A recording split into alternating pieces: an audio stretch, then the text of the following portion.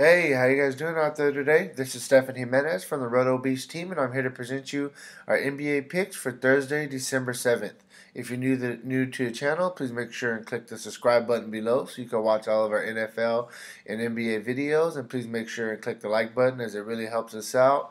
Also, if you want to play the same lineups that we're playing every single night, please come visit our website here at www.rotobeast.net. So we got a 4-game slate tonight. Um, there's actually some pretty good matchups, to be honest with you. I kind of like the slate a little bit. Had a nice solid win tonight, bounced back. I've been having a rough couple of days. I'll do what I've been doing the past couple of days. People have been liking me going over my lineup of the night at the end. So we'll just kind of jump into these picks. But before we jump into them, we'll talk about the games real quick. First, we got the Lakers going into Philadelphia. They have the highest total on the slate of 221 projected points. Philadelphia is favored by 7.5. Then we got the Wizards going into Phoenix to face the Suns. This game has a 215 implied total, which is the second highest on the slate. Washington favored by 7.5. Then we got OKC going into Brooklyn to face the Nets. This game has the third highest implied total of 215, and OKC is favored by 7.5. And lastly, we got Houston going into Utah, and a little bit of a down-paced game for them. This game has a 208 implied total. Houston favored by 5.5. So let's just jump into it. I'm not going to spend too much time on these players. I feel like I ramble on too much. We'll quickly just say Russell Westbrook, he's easily the top player on the slate. He's back to doing what he does. Going against the Nets, he's going to, go off in this matchup, in my opinion. As long as it's not a blowout, he should definitely crush value. Well, not crush value, but at least hit value. At this price tag, we need about 57 from him. He's been putting in work, and he's coming off almost a 70-point game against Utah in a tougher matchup. So definitely like Westbrook. Then we got Chris Paul. He's not my favorite, but you know what? On this slate, there's not too many options. We can't be picky. The guy's overall has been pretty consistent. He's getting, at least 33 in all, but one game since coming back from, being injured. So definitely I like Chris Paul. Then we got Spencer Dinwiddie. This guy, a lot of these guys are not guys I'm going to talk about on a regular slate, but on a small slate like this, we have to look at our options. He's been fairly consistent. He has, 26 fantasy points or more in all of his past 5. And he's hit 40 or more points multiple times this year. So I like Dinwiddie. We got Lonzo Ball. All these guys are more GPP plays in my opinion, but on this slate, we got to pick and choose somewhere. The minutes, they have been there somewhat. They got buzzed off a little bit a couple games when he wasn't scoring. But, he's a true GPP play. He's shown us 50-point upside a couple times already this season. He does fill up the stat sheet. He's averaging 31 fantasy points a game. For his price tag, we need about 33 and a half. He definitely has a chance to get there going against Philadelphia. Lastly, I'll quickly just mention Tim Frazier. He's starting for Washington. They haven't really been wanting to give this guy too many minutes, but he's averaging about, we'll say about 20 minutes a game. If he can get a little bit more, that would be nice. We like the matchup in the up-tempo game against Phoenix. He's a guy that does fill up the stat sheet somewhat when he gets minutes. Like I said, on this small slate, he's somebody you can take a look at. Next, we'll go to shooting guard, James Harden. Every time he's on the slate, he's going to be one of the top plays. Even though he's going against Utah in an up-tempo, in a down-paced game for him, I don't really, it doesn't really bother me too much. He already went off on Utah November 5th for 77 fantasy points, 56 actual scoring points. I do think that this was when Gobert was out, so I will note that they're a little bit better team with Gobert. But, he has the same upside any night. We got Beal. I don't like his price, but, he just went off against Portland for 51 points. He put his team on his back. This is a really good matchup for him. I'm going against Phoenix. So I like, Bradley Beal tomorrow. We got the rookie, Donovan Mitchell, in the up-tempo game against Houston. He's going to be going against James Harden, who doesn't play defense. He's playing big minutes. He's been putting up a lot of shots, scoring a lot of points. He's been getting, mid-30s to high 40s a lot this year. At 7,500. I definitely, he needs about 37 for him to hit value in his up-tempo game if it can stay close. I definitely think he can get there. Then we got Caldwell Pope for the Lakers. I mean, he's just been playing good. He's getting a lot of minutes besides, this one game. And unfortunately, I played him this game. He's getting, 35, 36 minutes a game. He's getting you at least about 25 fantasy points, I would say, overall. He's averaging almost 28 on the season. I his price tag, you need about 28. So I definitely think he can get you there against Philadelphia. He played 41 minutes, last time against Philadelphia, and he got 32 fantasy points. I could definitely see him doing that again, going against J.J. Redick. J.J. Redick on the other side of the ball. I don't really like going against people being guarded by Pope, but Redick, last time he faced him, he got 29 fantasy points. He's averaging 26 fantasy points a game. For him to hit value, we need about 27, 28. So he's been very consistent. His shots have been going down. I like him in this up-tempo game against the Lakers. Then we'll go to small forward. Paul George, I think, is the top small forward on the slate. Great price tag, 8,300. Going against Brooklyn, who doesn't play the best of defense in an up-tempo game. This game, I really like Paul George a lot. For him to hit value, you need about 41. He's been going off for the most part. He's had a couple of tough games. Just hasn't been filling up the stat sheet. But, he had a 61 recently, a 51, 51. He's been solid this year. Westbrook is doing a lot more of the load, than he was earlier in the year. So he's not going to have the big games as much. But it's still there. We got Porter going against Phoenix. Great price tag, 7,100. You need about 35. He's averaging 32 fantasy points a game this year. The minutes are there. He's pretty much getting, about 30 to 32 minutes a game. Otto Porter, he's a great play against Phoenix. We got Ingram, my boy. This dude's going to be a superstar. You heard it from me first. He's playing big minutes, when the games are close, when they need him to. And he's filling up the stat sheet. He's been on fire. He's been putting in work. He's averaging 29 fantasy points a game this season. For him to hit value, you need about 33. I definitely think he can get there against Philadelphia. Last time he played him, he went off for almost 48 fantasy points in 39 minutes. He can definitely do this again. Then we got Covington. Covington's a baller. He fills up the stat sheet. That's what we like about him. He had kind of a down game last game going against Ingram. Ingram got the better end of him. Covington, it could be switched around, and Covington could easily get us a 40 shot. We played him this game, and he went off for 49. He's averaging 30 fantasy points a game this season in the up-tempo game against the Lakers. You definitely got to look at Covington.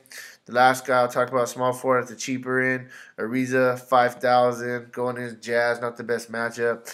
But, he's averaging about 32 minutes a game this season for 24 fantasy points. At his price tag, we need about 25. I definitely think that he can get there against the Jazz.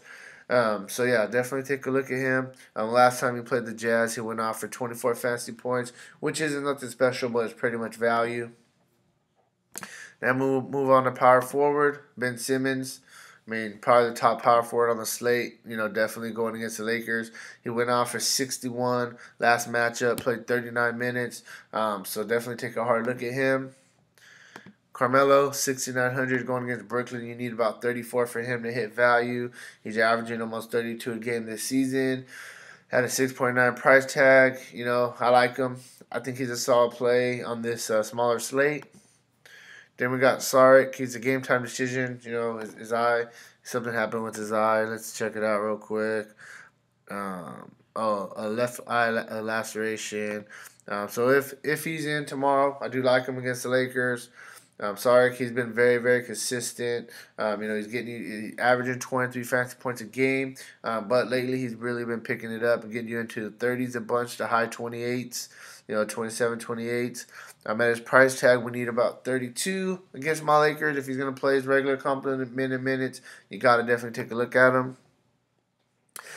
Okay, I'm going to just tell you real quick. The Nets, Kuzma, Randall, I don't know who's going to play what they're going to go off. So I'm just going to skip them, to be completely honest with you. I don't know what to do with that Lakers situation at power forward. So I'm just going to go to Morris.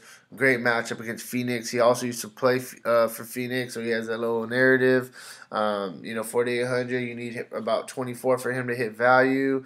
He has the upside. 2 games ago, he went off for 42 against Detroit. But I definitely think he can get you, at least value of 24 in this up-tempo game going against Phoenix. Lastly, I'll talk about Ryan Anderson. He's been out the lineup with his back, but he's upgraded to probable tomorrow. This guy, anytime he gets hot, he can definitely score in bunches. This isn't the best matchup for him going against Utah in a slow-paced game. One thing I will say, though, is he's going to be guarded by Derek Favors, and I don't think Derek Favors really likes to guard out on three-point line, which Ryan Anderson is at. So I definitely think he can get a couple clean looks if he starts tomorrow. So check him out. Now we'll quickly go to center, Joel Embiid. Everybody's going to chase it. He's going to be super owned like Cousins was tonight. He went off for 93.5 fantasy points last time against the Lakers. 10.8 price tag. You need about 54 for him to hit value. I think this guy's going to be the ultimate chalk tomorrow, in my opinion. The problem is it's going to be hard, to get him in with Westbrook and Harden. That's going to be, the thing that you're really going to have to try to figure out what you're going to do. But he is the top, center, playing simple. I'm not going to beat around the bush. It's just about getting him in. Next, we'll talk about Capella. Capella, he doesn't. It's crazy. He doesn't play that many minutes yet. He's constantly in the 30s. He's averaging 35 fantasy points again this season. 7.5 price tag. They're gonna need him to bang against Gobert. I'm a little scared he could get in foul trouble. But if he stays on the floor, for him to hit value, you need about 37. And he's there every night, very very consistently. So definitely take a look at Capella. Then we got Adams against Brooklyn. Brooklyn has no big man that's really going to even mess with Adams. He's averaging about 32 minutes a game this season. In the past 3 games, he's 33, 42, 36. He's really playing well. He's scoring. He's getting rebounds. So definitely I like him in the up-tempo game against the Nets. You got Gortat. The Gortat is just, he's cheap. I always talk about him, and you guys probably get tired of me talking about him. But once again, Gortat, the minutes are down. That's kind of scary. 22, 23, 20, 20. He's only got 30 plus in just one of the past 5. But, in the past 3, he's got at least 23. If he gives me 23 on a 4.8 price tag, I'll definitely take that and pay up elsewhere. So definitely take a look at Gortat. So that's kind of where I'm at. Honestly, the top guys you're going to have to try to figure out. The slate is tough. It's a really, really tough slate. Tomorrow, let me get some value in, and then I'll give you guys kind of my core plays. It's going to be the tough decision is who you're going to pay up for between Westbrook, Harden, Simmons, and Embiid. Because obviously you want all those guys in there, but you can't fit them all in there. You could probably fit 2 of them. So that's going to be the big trick. We got to see where the value comes out, and then we got to stir, to the positions where the value isn't. That's the best way to kind of build your lineup. So tomorrow I'll get back with you with a couple locks, but let's quickly jump into my lineup tonight. So tonight I hit 363. The crazy part is I didn't even have DeMarcus Cousins. DeMarcus Cousins had a monster night tonight, and I thought I was crushed, to be honest with you. I knew I had a chance because Towns, he was in a great matchup. Like I told you guys last night, Jeff Teague, he ended up getting me 33. But it was nerve-wracking, but I snuck into everything. I got 25th out of 209 on the $65 3-entry max.